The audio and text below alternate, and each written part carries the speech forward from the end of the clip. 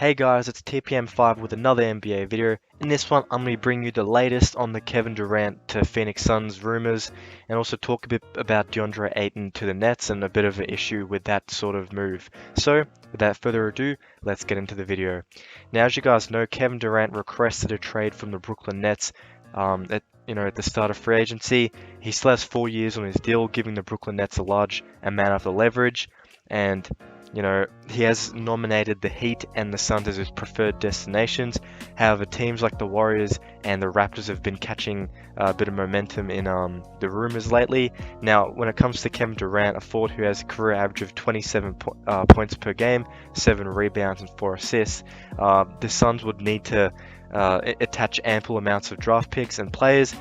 So a deal that's been commonly floated is De-Andre Ayton, Mikal Bridges, and then also Cameron Johnson. The trade kind of thing will be visible on the screen. Obviously, there will need to be an inclusion of a lot of draft picks, with the Brooklyn Nets being, keen to receive a historic haul, including 4 outright picks and 4 pick swaps. So basically, the control of a team's draft picks for 8 years, which is a pretty big ask for a player that's going to be turning 34 this season. So it is interesting to see. The Nets do have a lot of leverage to see if they come back down from that. Now, just before I continue, I make NBA content, regularly. I'd really like if you guys subscribe to stick around. Comment what you guys think of this deal and what you think of the video, and also like the video if you want to help me out. Anyways, let's continue.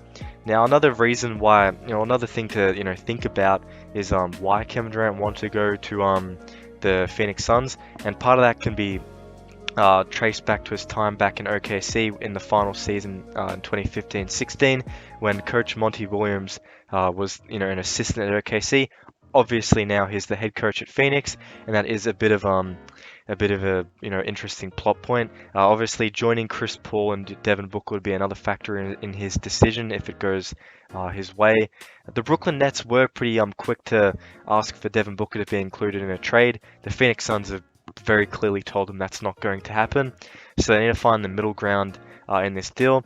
Now, I guess there was a bit of a blow when Adrian Woj, suggested that there hasn't really been too much in terms of Brooklyn's interest in the Phoenix Suns deal that they can offer straight up. And if Kevin Durant, is going to get over to the Phoenix Suns, it's probably going to involve a third team, and it will not be happening anytime soon, as they have all the way until September to negotiate deals and try and make something happen. Another issue for any team that wants to go and get Kevin Durant, including the Phoenix Suns, is the precedent that the Rudy Gobert trade to Minnesota set. Obviously, those 4, and if you want to say including Walker Kessler, 5 first-round picks, it's going to give the Brooklyn Nets, a lot of ability to kind of point to that trade and suggest that, if Kevin Durant's a lot better than Gobert, they should be getting like 8 picks. Given that the Nets already want ready-made talent onto their roster, it could be likely, it probably will involve a third team, whichever, destination Durant ends up going. I guess a player to watch out for is Donovan Mitchell of the Utah Jazz. The Jazz just capitalized on Rudy Gobert and got a lot of draft picks, and it could make sense for them to commit to a full rebuild and trade him. In that case, it would help out the Phoenix Suns meet the threshold of that kind of ready-made all-star, as they'd probably end up sending De-Andre Ayton over to the Jazz. And I'll explain that a little bit later, because there's a bit of a loophole or a bit of an issue with the CBA, which they actually can't, there'll be certain situations where the Nets actually can't even take back De-Andre Ayton.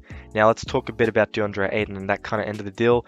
Now, there were some rumors that were floating around before Kevin Durant requested a trade and took the forefront, where it would have involved Joe Harris, possibly Nick Claxton. Obviously, this was before free agency and he's re-signed, Cam Thomas, and then that kind of package getting De-Andre Ayton over to the Brooklyn Nets to add an interior presence. However, that didn't end up happening for the reason I mentioned before, that Kevin Durant took center stage, and it kind of didn't make sense for that to be the focus of the Nets' attention.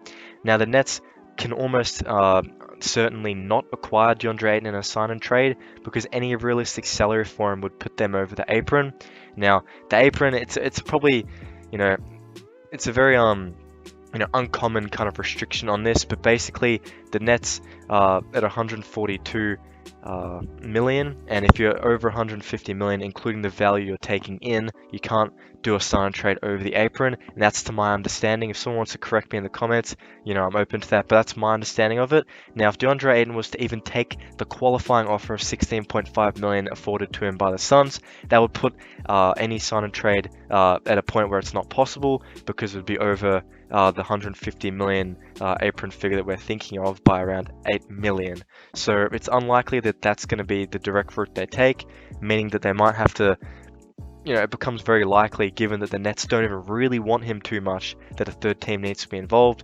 Now, the first pick in the 2018 draft, who's had a career average of 16 points and 10.5 rebounds, showed signs towards the end of his time at Phoenix of being a great and consistent pick and roll player, and then also an interior presence as well.